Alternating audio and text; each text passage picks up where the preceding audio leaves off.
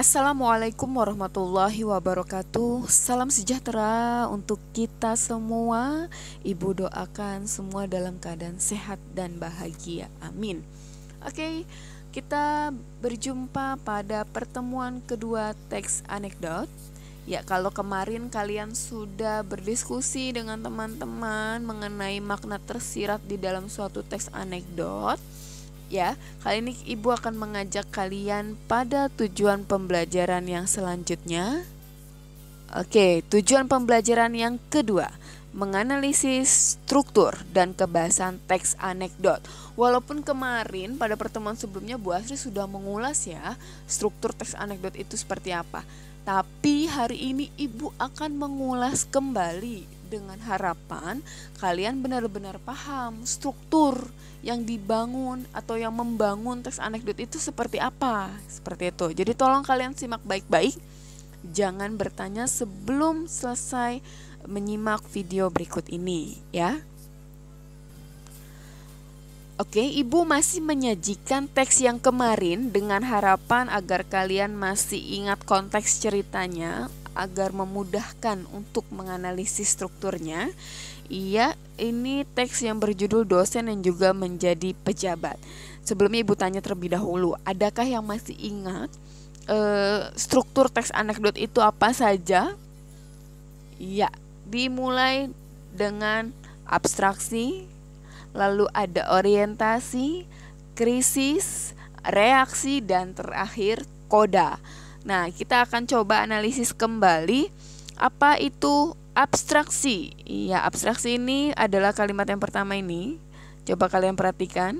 Di kantin sebuah universitas, Udin dan Tono, dua orang mahasiswa sedang berbincang-bincang. Ya, di sini menggambarkan peristiwa apa sih yang akan disajikan di dalam teks anekdot.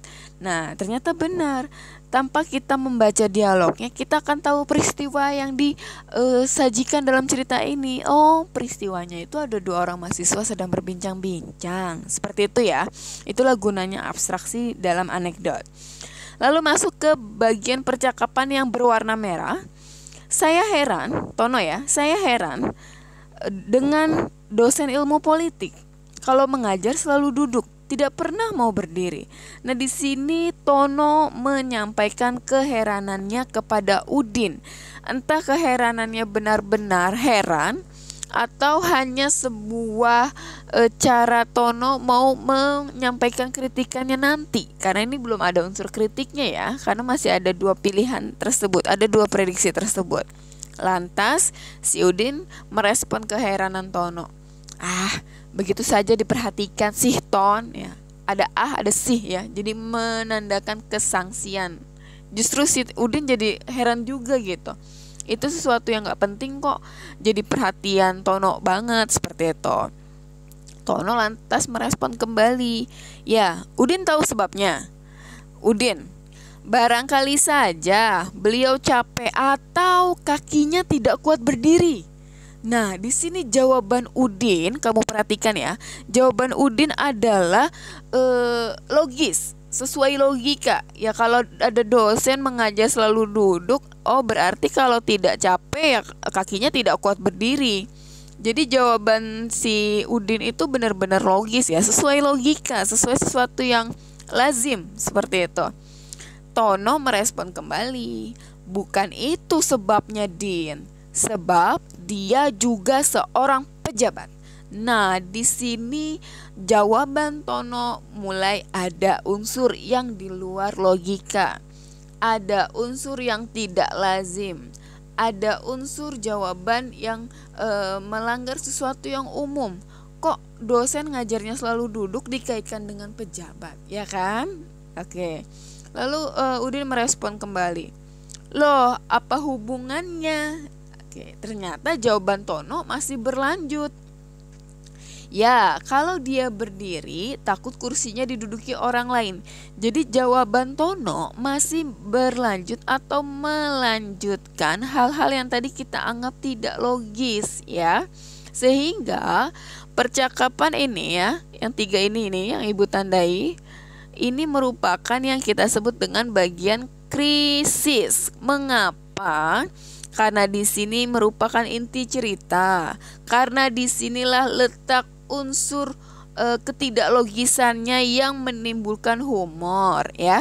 Karena disinilah terletak sindiran atau kritik yang dibalut dengan humor. Inilah yang kita sebut bagian krisis di dalam anekdot. Lantas setelah krisis itu akan ada reaksi, ya. Karena reaksi itu merupakan reaksi atas adanya krisis itu. Bisa keheranan, bisa marah, bisa bahagia, atau respon atau reaksi apapun. Nah, di sini ditunjukkan tanda tanya banyak. Ini petanda keheranan. Selanjutnya struktur yang terakhir adalah koda. Jadi untuk kasus yang ini tidak ditutup dengan koda, ya.